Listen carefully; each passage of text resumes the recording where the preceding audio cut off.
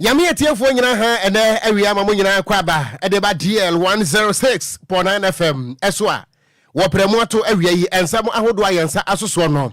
ebra so sie senkunya de so Ghana fo nyina se wo prem to bre ekase bo ene eye adwada October bosome da to so aduonu ebako awia yi ensam hodo a yensa asoso se kase bo no wo ko enteta kase no eso a eye DLFM sadanso ana yen social media handles wokwa ne nyina nso no wo search for DLFM 106.9 and sabu edeba wo sabetimi akabi yentiw ne app no so eye adwuma eye DLFM 106.9 ana ye mobile app no so mo a mo use Android no wokwa wo Play Store anasa wo App Store hono a na wo search for DLFM 106.9 ebetwiniti wo download a na da phone so baabi a wo nam bia no ye dwumadi a ye die wo sa ebetumi akayen na wadwenkyere ene wadwempo wo sunsusuye wo betimi dia bra yen e wo Facebook no so anya wie ya na ensema hodo de ebra wo no fa comment no ebra yen e wo Facebook no eso Kofi Taylor Dawroma wo de atom nti Facebook no so eye DLFM 106.9 awie ensem no edoso die bedi mu akuti bi ene se awehosam a efiri wasa dade so e wo Amanfi East mensimu e wo atoyema ntem ba ekere se akwanhia biasi amenipa makomako ensia wonom nyina tim kaja to ya no wonsia do a emu nsam ahwai wo bete ya de ubegura fifi mantandum ne bakopie mo e wo Winneba Junction Enquires to DL kase wo pono so ekiremi se nipa makomako miensa kana na wonom afiri mo afen so afufuro dunum omoda babie mu odem pamra lolin kwanhia esie na ye befiri mantam wa yeda so akiremu e wo kan kwanhia mu na ene ahemachin wobra na nonum abo apamu 5:30 am ana kwanhia esie ewo ofanko barrier pepo no so ho ye kasa enipa bese dunkono ba bia wo moda no eni enyan pa eno so emunsem kase boyi wo bete ya du bawura adisuamo na school for wonom wa University of Ghana sisi amekese no wonom ensada entiapa e beka ne sesa be mo munyam apam wonom adidem na enso mo kan se aban eka kira wonom se anya hwe krampo no wo wonom scholarship na timia bo madi suanso akoyi na so mo aka se kirem se aban o mo kokko da jonti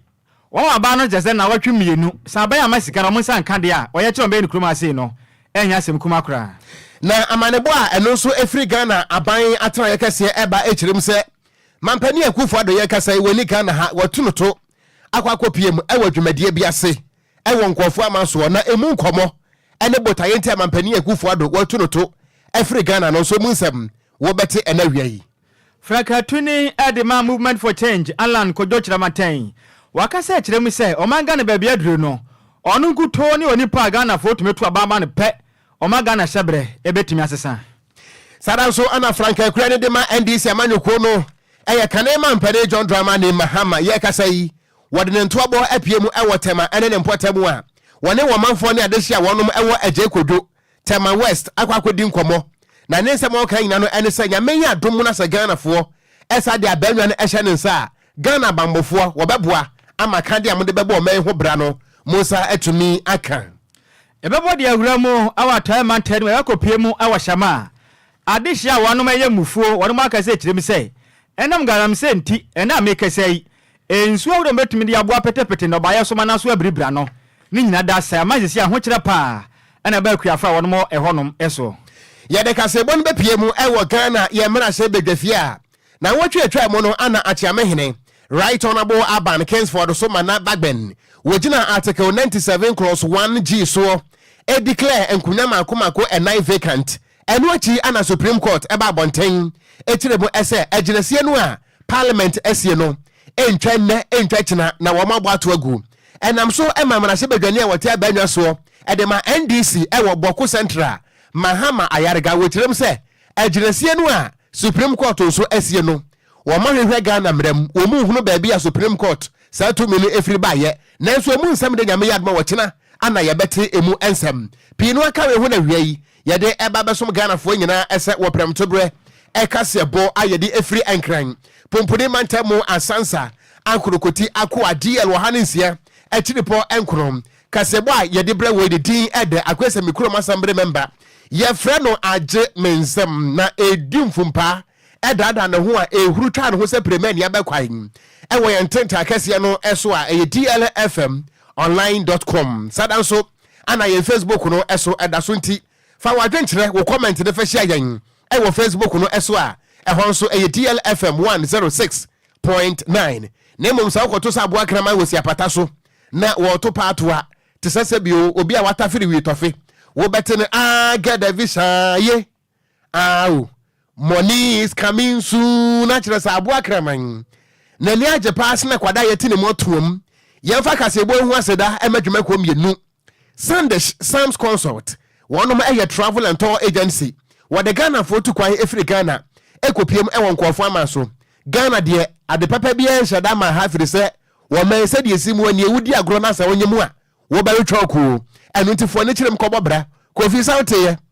mo enti wodi wani kirem a eye Sunday Sam's Consult one of nko a ana ebreti agwamu na wo visa eda wonsam se enkokwa ya toto me pacha United Kingdom wo hima krum wo beko ebreti agwamu Canada, Dubai, Poland, Croatia, Greece, Serbia, Italy, and Australia. A Sunday Sam's Consult. One more time, I can see ewo Ofranco barrier asofa our Bay Wise Park Hotel no ewo asofa new station honomwa. Fra 0244291546 0244291546 Sunday Sam's Consult. Was say we connect dreams with opportunities. Sadanso and across communion wine abedaso. Yamfa ho aseda Emma Fine Care Limited one of the buy ye sa friend say Rabbi Communion e she fridge mu a anede se wo hwie egu cup mu a wo beti no tro do wo beti ani eko me pa che na mo na se a ete won krotoa akọ enim enu nti wo sofo tebenom wo konfo bone se guna ne watiem twa wo manyaba wo se pia o sadanso na imam etime bone se guna ete won krotoa sa no a wotimi didi aduane bia wo ba no be ma nom eye kama pa wonya hwohwo nko ade eye cross communion wine na ho tin fifire sa no a ete se Roman Rensia wokọ la show fight enya sam kotoa bo mode se wo pebi nko ade a supermarket no a ehye wo mfikire honfo ani kirem na etwele watifi a ete se Italy for captain Fabio Cannavaro na emom se wopadodo pa na atunso atonso de a na wa Fine Care Limited fo 0248 288 0248288788 abusia wenom ene adwumako emienu a ene awie wabo ya dontre se akenkafo mienu yampa nsamnum na yemu jansrama enguso na yempuru atiefo ngusie ese Ganja Boys edi amejeso eye Gangster Katia mi tenkura Okogyeabour Ocran mene Nhyiraba Kwadwo Sammy DL News.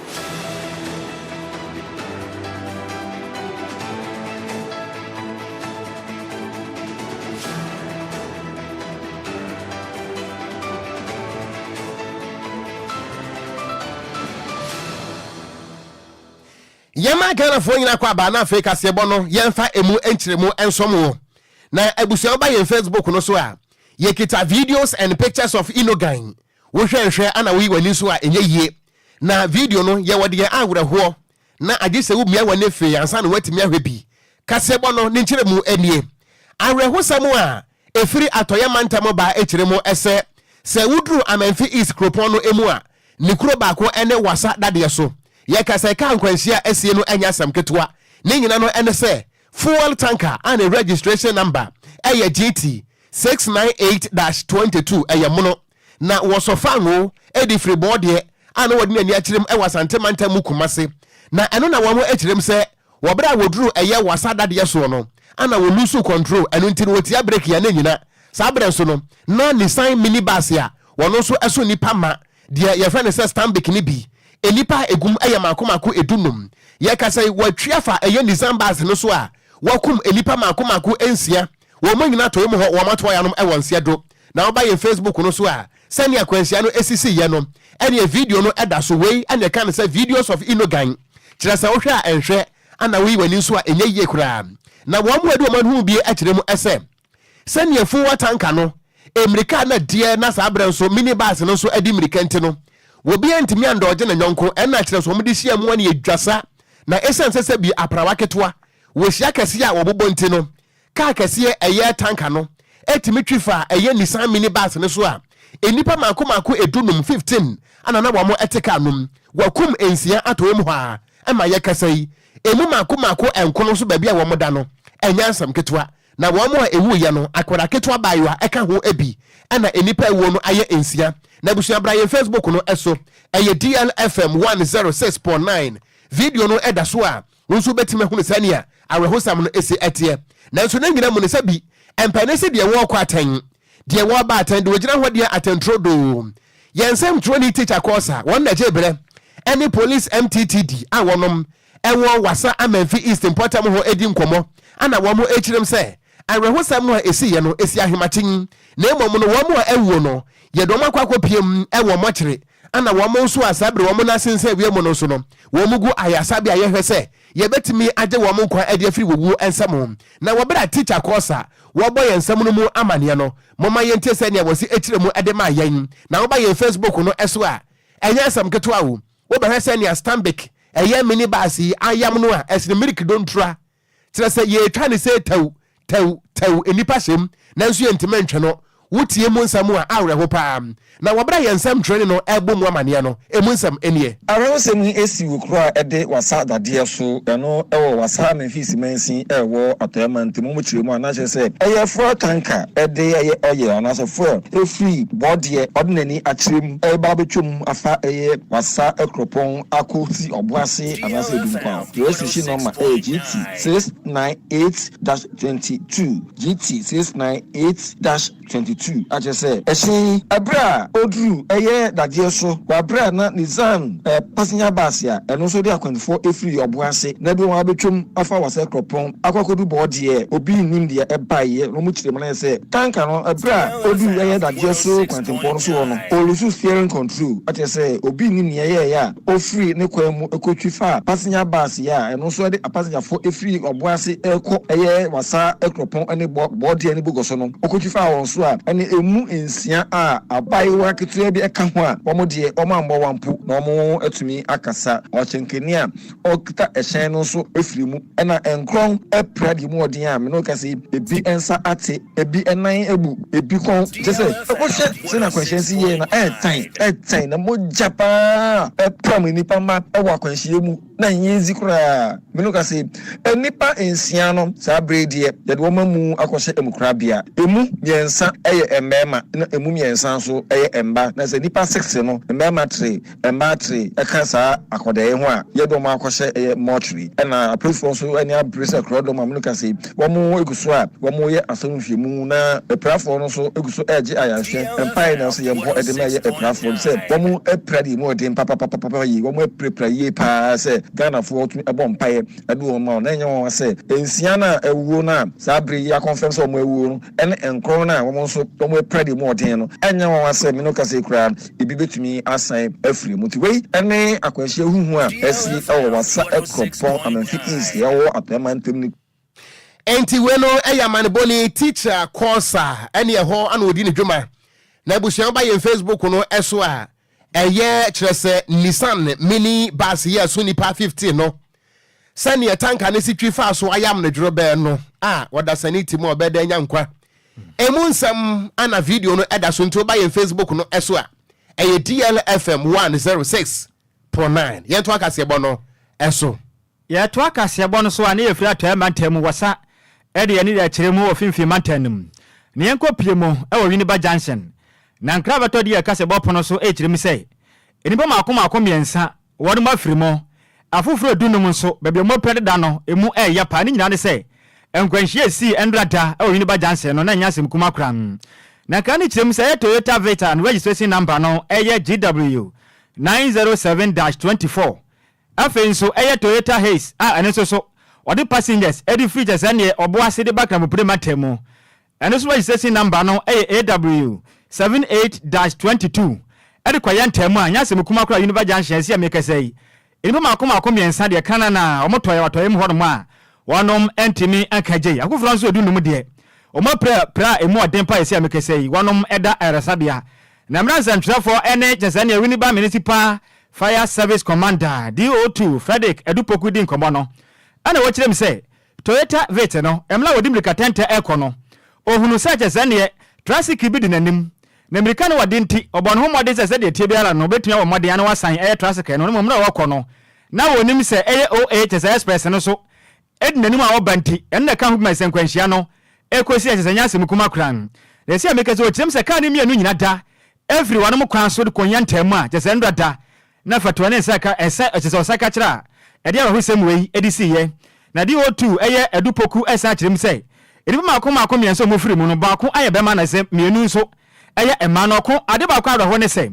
enipa o ma firi mi aye obatan ene ono ankasa ne ma mienu e ka ne ho ene ndo da wonom ekọ asori anopa o se nkra ne nyina kirim se ma me ono ankasa na ase yesi ni so osofo nti okọ asodem ho adem paibo akwatai wono ankasa na ase achi ene fofia nto atam adwala ba mu anam so nti ema nkwanhye wo yekosi ya ma me ene ne ma mienu de kana nan wonom afiri mu nanka ne kirim se nipa nso a dinu ma prepare bia o prepare mu odem pa wala ko pie mo wini ma eye trauma specialist eye hospital no so wini ba se ameke sei wonom eje ayerehwe na ye DO2 edu Frederick poku wakasa kirim se ahyankafo mo hwɛ mu ye firi se ehye bi di wanim anase traffic bi di wanim na hu wanim ya adenti ena ese wo baye kyese na babo nsa ho kirim se sa na mo na ahyankafo to no manje bedu babi no enkwanhye na bakɔ so yi pam na wa made ne ko Facebook no so DLFM 106.9 na video nda so agopa ubenya ni wahwe wanka se babo ni aka ho na behwe enkwanhye ni be ho ka sa de yaje ne ade grant ne kyese ne ade kyese ka ne yayi nipa de afiri mu a wo be hu yi pam yen kokko hwesi ho emran kan ne twanya na kyese ne fasa de twetwa kan yayi nipa na afiri mu no ene ahodo na etwago no emu kyere mu nie arawsem ni esi wukura ede wasa dade so eno ewo wasa na his ene na bukef yen kwa hwese yen sa beka ene a emran kwanhia esi ye wi ni ba janse no emran na kyese ne fasa de twetwa hye no na wonu mayi amu na afiri mu no yen kwatie ene no ebi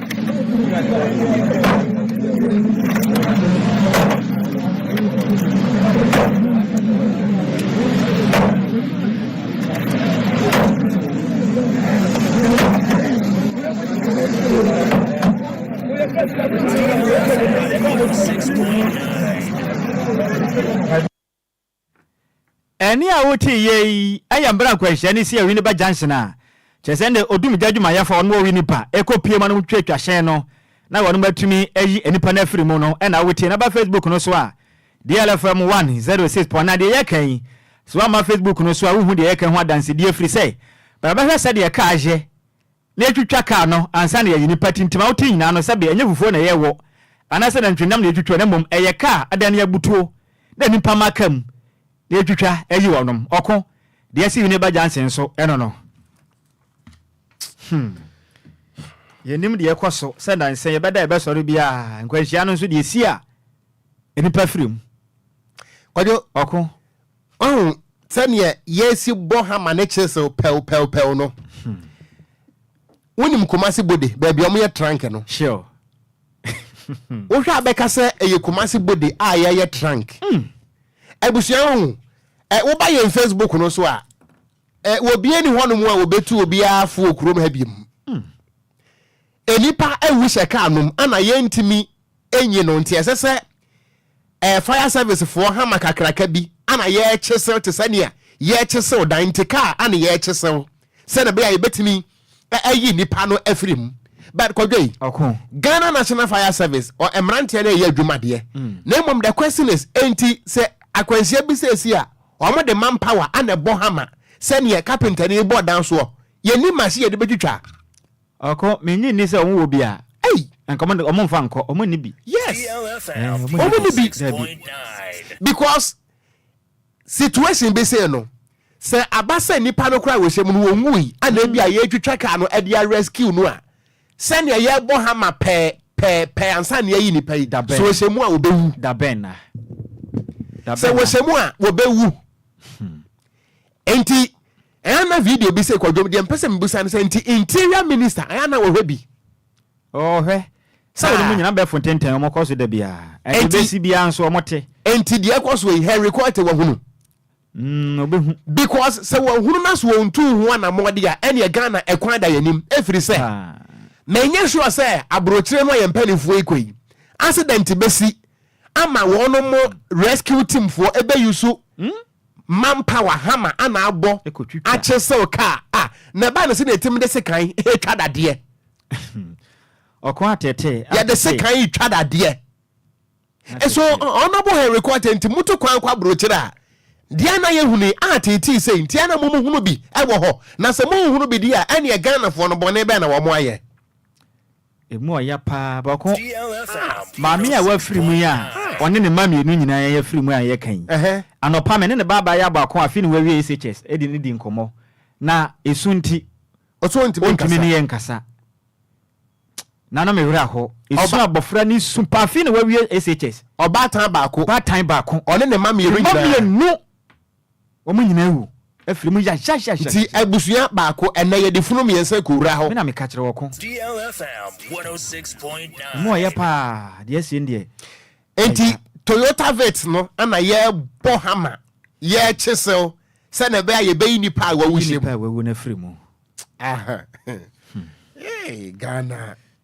Ghana sane ma say nti on Kwadwo okon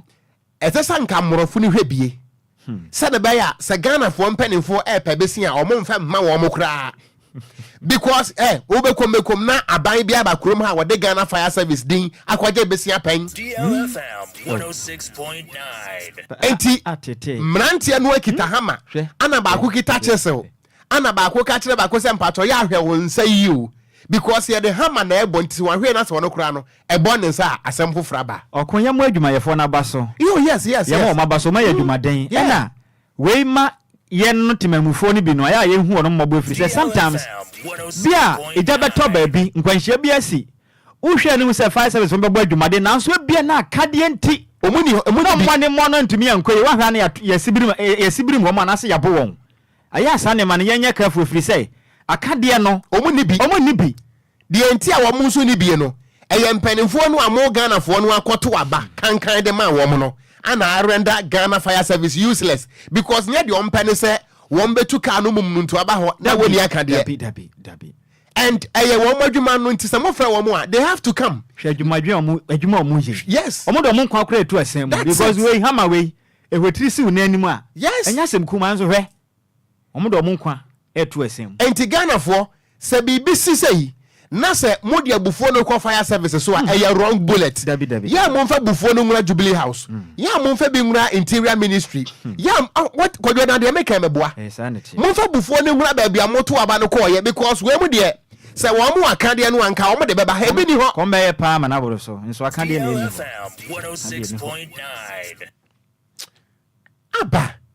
me se we se obi hye mu a onwu ya Kwadwo obewu o metwa we na okona se de yakoso yi ye obewie kura na wawu obewu na ye de kotokuro ye de brantan etwa dade da ben Kwadwo menko okoko anim ye to akase ebo no eso aka nkwanhia no ye nya nwie ye da so ade munsam eso mo ai na ena himachi wo bra na nonum abo apel mo no me kire 5:30 am na Ghana fo wo mo asode na wo mo asode wo mo nso ensode na wo mo nsode na wo mo da ana DLFM ye nya ntie ene ahimachi ana ye nya akọ kredededededede ye peke ya na akwanhia foforo ana asie ewo ofanko barrier ni nyina no ene se eye 2M Express minibus bi wono nso eso nipa emma edifiri Kumase ede wo ba enkran watime de wo mo atwakwatintin firi Kumase aba beduru ofanko barrier wo bra wo duru ofanko barrier na wo ba befro eye overhead no ana wo hunu se malifo track bi asai ana ye jai esi overhead no so wo shankani anya botre wo hunu ana wodi kowura asiese dasa ema ye kasai enipa mako 15 ana na wo mo so take car no mu a amane bo ni kirem se car no se de odi ko wura ase esa no esa denchi no e ma 2M Express no ne tie 4 ni nyina e ba hwehwe soro eno nti wo mo a na etwa ho no mo ahia no ana wo mutimi bo moden eboaye e ma enipa mako 15 no yetimi eyi wo no efiri eye car no emu ebusu abra Facebook no eso 2M Express no eno na edaya ya no enti busa ho se o ma metimu a se wo yiri timu a se o ma metimu a se o papa timu a se o baby timu a sa abra no be yadan enti malifo car no a asaisi ho no eno na driver yi wan hu na wono so wodi kwura ase na car no ne registration number GT 4890-23 ana kirese wakobun fumpa ewo ofanko barrier ho no mu a ye kasa yi car no a na asaisi ho no driver no wa hunu ana wodi kwura ase aka no kirese edane ayaya ye kasa yi amane bone kirese wadasani bia nwedie na emom wo mo ane gumu no pra kakra de wo mo epra pam na eye chairman Clement Ampadu wo ye national chairman Emma Bulk Tanker Drivers Union if you have more mutie DLFM de chairman Ampadu Martin nkanda daada wono sabra na wonam kwantempo no so na wo firi ho no mo ano ana wo kirem se wo bra wo duru motorway no so no na Toyota Fish a wono so walodu banche efiri so aduru ade kwatama no wono so ade akwa wusum se jasa wakopa ne tai wo motorway no so ama car no so abunfumpa abuafuni ama yekasai ene traffic ya na agba apeso wo ofanko barrier ana afi so no tema motorway no so no na enya asam ketua chairman Clement Ampadu ahemachi wo bra na woni ye edi nkomo wo ahenche kase ye boso no wo tiretirem kakra sadi akwansia no mienu sisi ye ofanko barrier ana afi so no motorway no so no mo mientie mu sam kakra and then 4 days me hu say malika trailer 20 anya accident ewo u free don't be join highway na we be free of anko barrier hono o so mo transformer station bi wo ho a they say the hono mo ye road no started eti u be dru ho a hono mo nwie nti o so to bo ase na me nwanwa say 2M Express driver no minim say o ye ho dia malika ne de another 4 days and obenya accident wo ho car no esi ekwan anim anka o se ka ye nuanu police photo car no edi free ho de ko ekosi ba bi ye o ma ja car ni si o fi nani 4 days a memi hu ye na eda so si ho na 2M Express na wa lodu fi kumase a ono ba no ono se di mirika tente en wa ko mini ato car no achi ama 2M Express no the 4 types in our car the 4 types in our but we do on the unipa okay the munina it means to mean say obi ana obi muye ana say nipa do say na ne wom eno de me duru ho no ye yi omu nyina ba car na types nyina hwehwe esoro a me amegyina ho atwa picture e de car na number send ye titie nyina e de asan ne mo e ye no so ne ati wo ho no me gustu a me ba na de du motorway ye preba 18 junction also to me grew me corner car ni di manum me hwe se car no back tire apai eti me hwe car na sa na somersault ye be 3-4 times and a koto right side eti e koto ho nyina no me di akire boko and me tia break and me see e call car na ho eti me kra na me koto driver ni e ma driver ni APA and also so car no obi car foforo no dia lodu banche ma efisu aduro because me driver na ekasa because me na me yi no nti me na ekasa so free no so office wedru wa lodu car na banche ma office wedru a ode ba ashaman e na fofi anto ata no so ne tire apaya ama car na benya accident e wo 18 junction nti no maka driver no say onko 18 no onko report e wo police station wo nyame adom driver no ko enu car na dia condemn enti chairman Clement Ampadu national chairman Bulk Tanker Drivers Union ana ahimachin wabra no nam kwantempo no so awakwa adwuma no akwansia ne mienu nyina no wode emunsam esum DLFM yenkasebo enanopai na eno achi na wo kirem se ne akwansia no SSCA ewo eye ofanko barrier ho no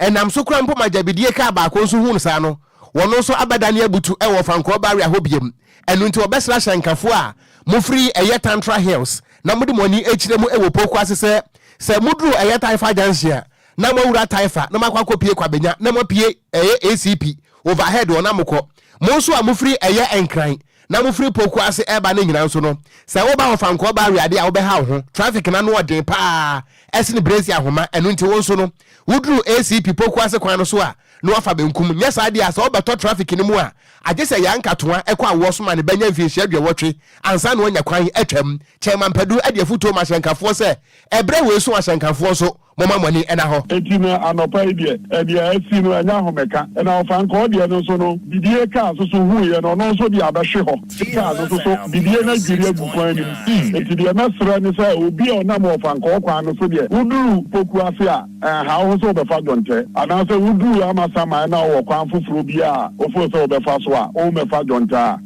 ene wa dwen so be fa because o mo say bidie ni gukwan ni ena 2ms fresh so no so da ya ewo Americana echi eti anya dia omuntu ka se nimfiri ho a ekwan de bedem tete ya eti kakra medema DL etiefuo anopai eno no Chairman Clement Ampadu baby a wo bia no nyame wo nhira ho wo ye national chairman Emma Bulk Tanker Drivers Union na busia wo ba ye Facebook no eso a jabidie ka no ana ono nso adane eda ho yi na aya na mebisa me ho se wo bo hye jabidie no tententen na se wo mo eba Entiana Ghana Police Service ese bi ontiana mo nyina kwan no so ana service with integrity for ayana mo nyina kwan no so ana hweki aketwa wei na hwa jabidie bags ya walo dugum me say wo motimi ludu jabidie no a magese wo bitena pampam edidua epeja light ahoma ansa na watimi awurase okoni me say achimota overhead ne so last week emra me pon adwuma me kofie no me hu say sa cars na wonom esesa na de no mesoko obi elodu an babia ka no ankasa no load na koduro na afina me bisa me ho se na overhead na se no bede ne wafase obewura haka obewura ase aka ifa de pa bitumi de yankwa di agro krom ha o mpanimfo no na de yankwa di agro sikani bra na ade ya there be lack of enforcement hwe Kwadwo hwe malifo ye a o mo ye foreigners no Wopa Magana Police Service in Chine, or minister number or befreno. Malini no. Malini. Kwadwo Ghana Hansodo, ye mrano, ye maximum loading height, 4.5 meters. Na mi pese mi busa Ghana penny for say, Kwadwo.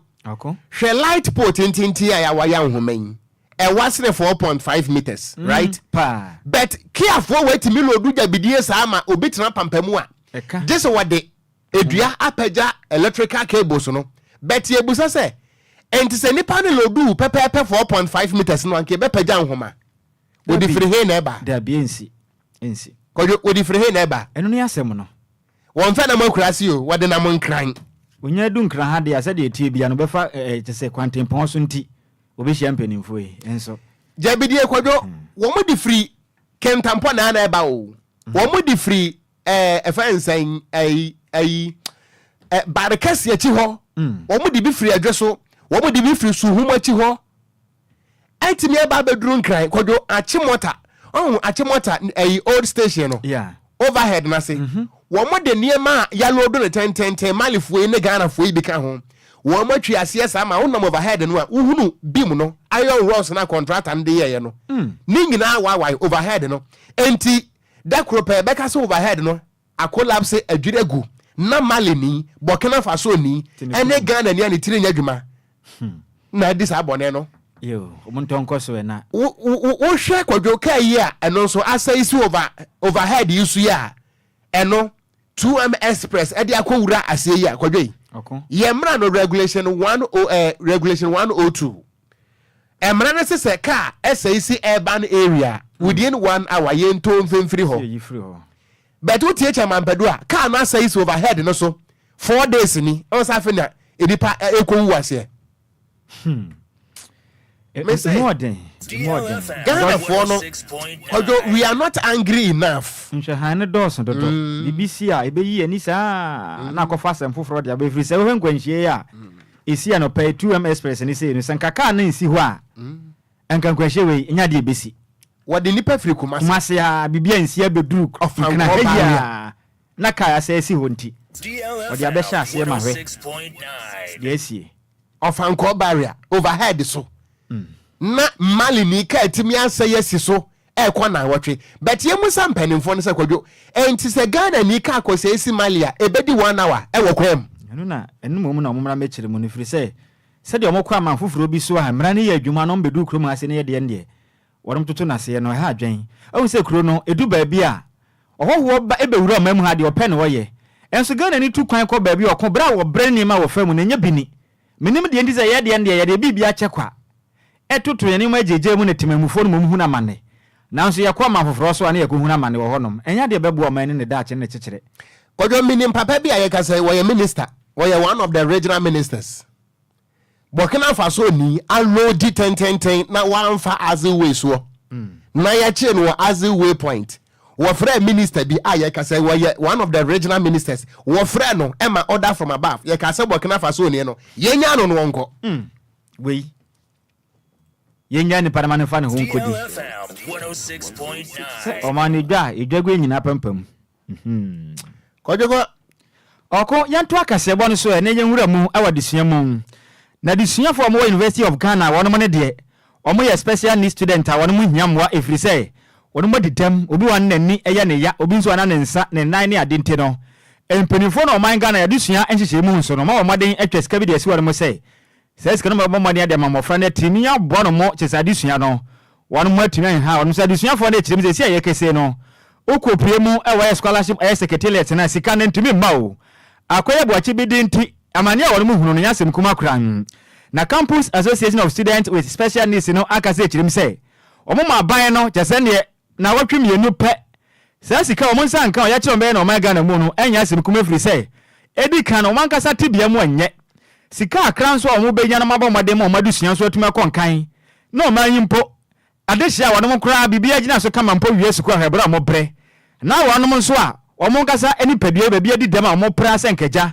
wono benya nimdia kakra na eja Nyankopɔn ya adom benya adwuma bia ye no so o madusua beto ba kaka sensema o man Ghana mu adusafo ekyirem se de ye kɔ so mo kasa mo bodwo so a na enya de eya kra ne senti enimani mi yada empanifo asa sika wa kɔ so mo to no na watwimi no mo nsa nka mo ye kyerɛ pam adusafo ekyirem se enam sa sika mo nsa nka ye nti ene ema madusua na ye den firi se ehuma bia se omtototo eni sika bia tuition fee se omukɔkɔtua no nso aka sensement ene omukɔ adusua de manase kyerɛfo yi pam ono mo aka sa kyerem se said ye kono mo kasa mbodwo so na enya kura vrize aban kwan adom nam so yin enya kura adusafo na kasa kyerem se said ye kwei Nyankopɔn ya adom na se na wotumi na di adem yi sa ban nya ho bribi na se de mo hu ni sa se de bia de mo kwa adusua de mo kwa na pam wono mo de sa na be kwa de a se de tie bia no ye chenchen me no magana mu no enya asem kuma kwa na se na adusafo gemre eni sentrofo eche wonom akosem emu nkyere mu nie well, due to the condition or the kind of condition which we are, it demands a lot of expenses. And so though our caregivers are trying to go to somewhere, if you don't get anybody to assist you, you have no option than to pick a car. And so with that, we are able to at least support ourselves a bit of it. It affects us, as my brother said, because we need a lot of money to do other expenses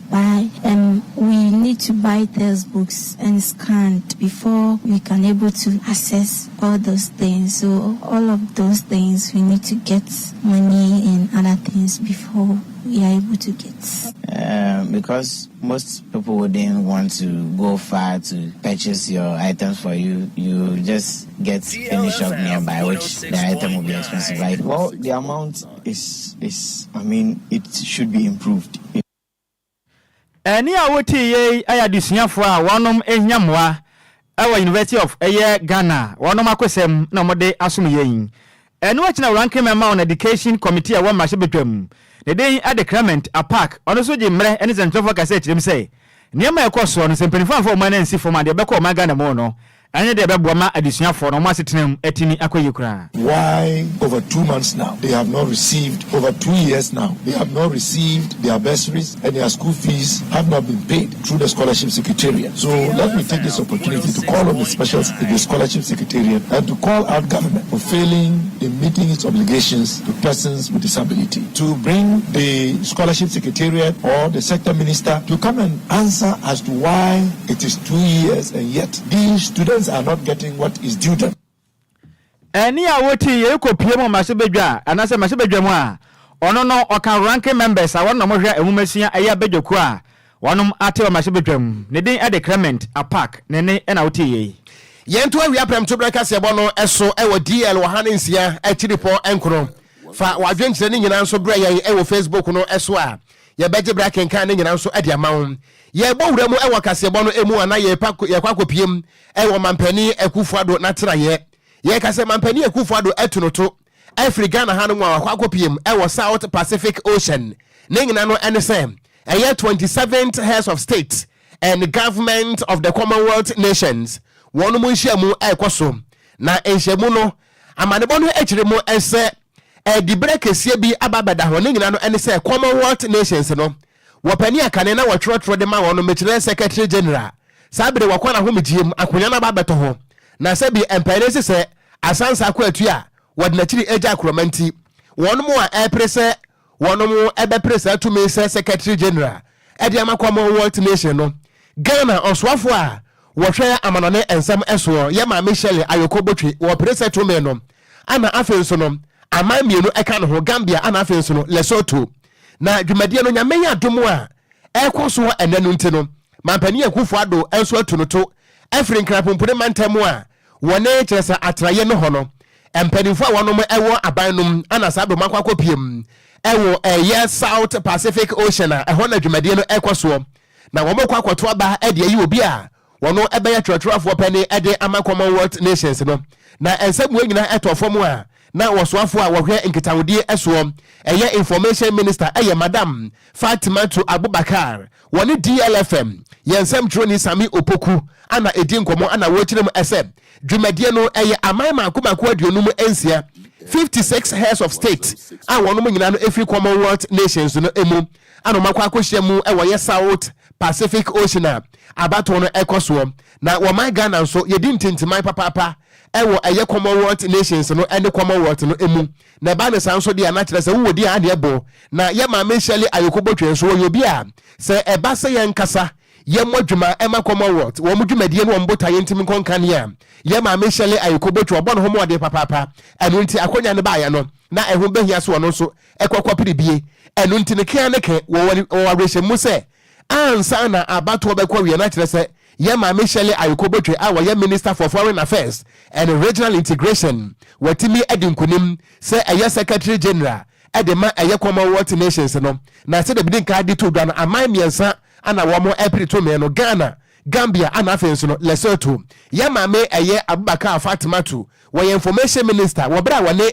Yamane boni Sammy Opoku edi nkomo achirechire bota ente mampani Akufo-Addo akwakopiem ewo hono emunsam enie God willing from Monday October 21st to Saturday October 26th the 27th Commonwealth Heads of Government meeting will take place in Samoa and the Foreign Affairs Minister of Ghana, also former Member of Parliament for the good people of Weja and Anyaso Utu constituencies respectively, will be contesting for the office of Secretary General of the Commonwealth. As you may know, Commonwealth has 56 independent countries, mostly under the British rule in the past, and who are pursuing development for both the industrialized and developing countries. So, tied by a common history, Ghana is a very formidable member of the Commonwealth, especially on the African continent. And our Foreign Affairs Minister, Honorable Shirley Ayokobotwe, has distinguished herself in service to the country and also on the various committees she's had the opportunity to serve within the diplomatic circles. As she puts herself out to contest as one of the 3 African contestants, because we have other candidates from the Gambia and also Lesotho, we are confident that she is bringing it home as the first African female Secretary General of the Commonwealth. I am inspired by her vision to help achieve climate resilience, promote economic transformation through increased trade and investment. Enti enia yati ye on my Ghana information minister ye mame Honorable Fatimatu Abubakar wone yensem troni Sammy Opoku ana edisa enkomoyi enu nti ye hwani mu se ye mame Shirley Ayokobotwe ene Commonwealth nations ebeto abama no se trotro for penny na watimi edi Gambia ene Lesotho fo no so enkonimu a Kwadwo we any man boy efiri abankese mu nso eba e more that is anomana die hwe de mu se abasobo we de yensa beka so twatwerefo pani pa de okonse Kofi Annan ye bi pen Kofi Annan so ono de ne ye UN aha ono wo firi ho no Kofi Annan fi wona bank moon eba ye yes ba we ne ye Commonwealth nations yeah se ne nyina de ye nka bom ko nti no e ko ba na se nyame adom na nkonim de ne ba e ya de pa that's right e de nyina bom pa ete akire be ma obo ada kopie mu de that's right ye hwe de mu se me so me free hano a we news wa me ko ho se wo fa se na edi kan that's right ndi wan kwa abato no kure ni mu that's right enti mon kan kire man pani se wo didi a won try me na me duro sisi a se wo de wani nyam kwata achi afi na ewie mu die na kwaso o Samoa e wo South Pacific Ocean Kwadwo no wo hefa o say wai me sure say be South Africa me South Pacific Ocean Kwadwo me ko bi ensu me ni me bi e wo man pani wo fa se say awakwa won kra o man pani o e bad say ba Kwadwo ade ba ko ne say appointees a man pani Akufo-Addo ni wo ma yi adwuma for past 7 to 8 years in no nipa ba ko an ho ma asem ba ko pese e ye hye ya yekobotwe ne ho ma asem ye share dante ne ho asem bone bia zo bo adwumaden pa 6.9 me since I born in 2017 as the foreign affairs minister dabi okonsa Samoa no yo man age ne ho Samoa ye fra ba bi moto aba na Samoa yo man anu so age ne ho a sanka enu sa bedi ka ban ka ya Asamoa me em won pose o man fa na medical na ka asa na wo de mo aso so na ka wo de dinosaurs ban ka ya dinosaur enya sem kuma o enya na nka menti kuro bi kura o man bi kura sa da Samoa no nya na was South Pacific Ocean etiefo no kura be ka no kura nya di e kase boy kura nya cho se nko mate Samoa no sa o mbe challenge o be challenge pe ti se come sufui ne Janet ne Paul na ne DJ Gameli betri nso DJ Ghanaman Bechili so bechere nyin so awomre Lydia Wanteda 499 Wanteda ensu bia ho meka so o mate amansi primary o did 499 utu kwa every nkra o kwa Jacobu amansi primary ho ana onam ensu obeka so wanim Samoa ho se kuma o Kwadwo min ka message kakra wa ho ko kakra ne yenko yani ma menti kakra ngo fom Kwadwo pressing hallelujah mo ma me sha se mfiro so na menti nsi fom na Richard Boateng ano say o me nyina ha na wotie kase bone life edi free snap man ano si DLFM no size mu news no so emu odesa no manam Matilda Conne ano say o me nyina ha papa na yan wehye Corporal Samuel Ajay 4BN yan wehye ne birthday enti ne na happy birthday enko enfama eye Corporal Samuel Ajay o 4BN we every Matilda ho enti ba bia wo bia no Matilda say ye wish you happy birthday ya me wish raw ana na bad Donald Frank and was say bad news nkwa. By the way, I am soaking the news live here ewo Berekum enti ye chia Berekum fo nyina ana was say Ghana de achin awrehosem nkwa ana Kofi Parliament wo di free Agona Bobikuma in the Central Region and was say Ghana belongs to all of us. Let's apply wisdom in all things that we do. I am watching you live from Agona Bobikuma. Anna Maris da Costa and was saying, Ghana pioneer. Every day, 1 minute to be an aquentia atrum, 1 minute to be an aquentia atrum, and what the emojis nabana what tinis you. Anna physical was say God be with them. One more uno, Yankupon for Mcrency ye, woman so a pranos on Yankupon, and you want Mcrency ho at my yang. Anna piaga was say, oh my God, always sad news and whatever. Anna Filippo Kwabreka sem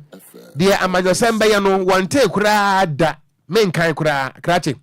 Anna friend Poma Janet come sufu nyina hima was news no a loud and clear Christian village domi plateau ho one ne counterpart Paulina tente baako tetia baako kase baako fiafia baako AJ Christian Kwadwo was news no demo pa ho no mo a nyame nhyira wo sa wo de meji wo mudi o kasa fidie no mo di grow aso enti ne wuntimi nchim firi ho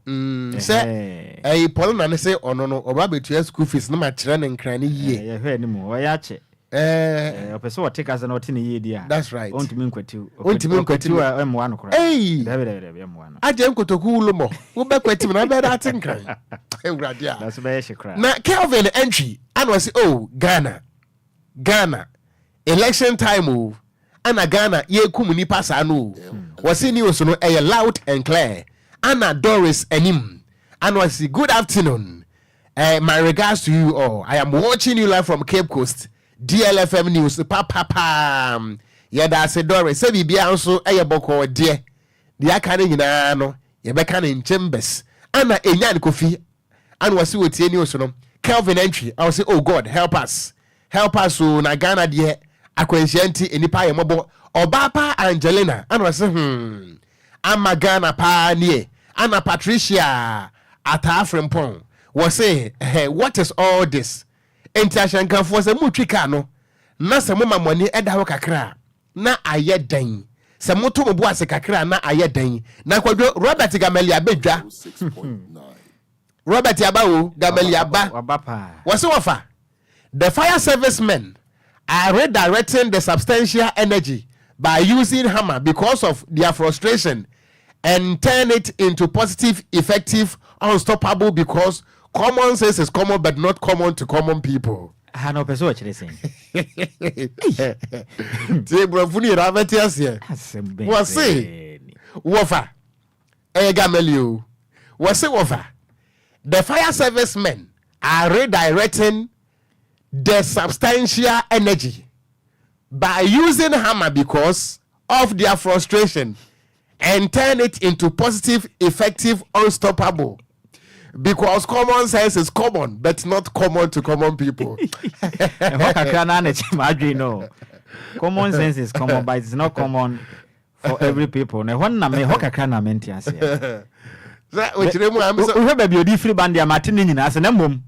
sense now the bebo no. Say opese wa kire say kurom ha ye tie say Ghana no. Eye book nyansa nkwa na eye adwuma efie nyansa abo ye nsabi enu nti. Okay. Ana be omaya wo modwe no. Ye di mfidie de twitwa ka enya accident. O de nani a kire ba bi pa na o kase. That's right. Okay. Ghana de hammer. And say kind of twaka. E twitwa ka asai Jesus. Gameli mo ya da say was here dem ewo timber market ewo Kanesi Kwadwo no Kanesi on timber market no ebi ewo Okogyeabour market inside one Okogyeabour dia no ye Palladium top one minim ho minim Palladium ho Enquires wo Palladium ha bi wo ho no wo kwai se Jamestown side ho no omo ye there ho oh timber market ne wo ho na ye kura manfo tete ho Palladium ho mente da oh sir Kwadwo sa opera assembly member abenya ho oh menya se oni mi se wo fa keto adme bank rende o de mi achi na ntimpesu so ahodo do na minim na children's hospital Gameli wa de meka ho ho no mo side ni nyina Gameli de meka ho sa wa sha mbo se wo de eta obeye eta bere me eta bepem ne eni o ma na honya ha no ya chi because ye hia na nsen ye mpese be di abontinti ye bank ni nyina be kan de ofi eta pori so aka e for say Palladium on famra epe Kwadwo okun news no say e official be official pa me da say It's official. DLFM 106.9. Kwadwo messages no ene etemu pass ba be hini ntosi agbomu na makọ commercial break aba yo etima mensa nti ofegu ho no ento aso anaye sa na tie mo mame enti enfri ho e wa ha na Desmond Akolache Kwadwo 106.9 Kwadwo said the ompemie ni o Desmond Akolache and was DLFM news loud clear fantastic na wotie ne live pa wada se papa panso Anna Christiana Kwesi Keto was a good afternoon Gangster Katia Utenkura. This accident will not go anywhere. Wakika Ghana Sierra who say Ghana seen in the num you nipe free. Anna Mamenko US DLFM annex was United States of America. Na bra penitence mante Gangster Katia Utenkura US. Was in news no loud and clear. And also Okogyeabour. I just returned from Ghana yesterday and I always wondered how these overloaded trucks reach their destinations. The roads are simply incompatible with these overloading practices. In fact, I have called these drivers magicians. I say, this is a clear testimony of total disrespect for life and law enforcement. God have mercy. What's what you know? What you want to you? What you say? So I want you. I say it. Say a maya, ye mera dosu say. Was can it me too? And a mobile walk. What you know? One of us are saying to way a magic ya na saying. And one also. I say when you can. Minim. Said it, Timemufona yet to Mary Moon, Yashenka for her. Of course, a pennyphone for an a mamma near human pa. Wushan canine so take care of Muswa as Uncle Yawana. So, man, yet Timonus and pennyphone about to the magic jemo. Na ya ma emrani near Juma, won't you swear? What the can and Namuso as one quan in Yaw. But then when I had a chemadreno. Because I was going to say, oh, Pessy can I won't quan yaw, the Anquana be free with animal, maybe a be free with Sano, and young Quana, Oberco. Say nan ka o ma ya san fom so no mon kwan mo kwade o konka ni obi ani asem ene zo no anepe ene wo hye ne ho akonfo na mom afoforo bi nkwan o mon yem fom so obi anti na ne hayen enti e besre ma monfo ani ntu pani bi aso tu hufo kodwe okon se ya te Ghana ha no de san sensem buo no ye beka se ya used to nti ehu anyi enwanwa biem but I say ne ye wura Charles Mantekan US ensi wo ho david enti won say wo hu no de esi wo Ghana ha no no nwanwa ne ho mete ne home ete yewra de ete huanu no de ete huani Ghana ni so batantan ete sekuti pompo ne kro and one more sans wa they do that with impunity pa obia he obia mu obia but jabidiafui wo mu no mu ko wu a enye news because sekan na wosia na no one twa wo but baby accident besia eya yewura eye passenger a wo tikem na watimi aka wanu atomu am wo hyenkani akukuo eno na eya na ehi na mpokura ne wo innocent Ghanaians bia wo mun kan mi shem na obi negligence ekokuno ba jabidi afui under their own purviews ana wo mo say ye bekwa kowu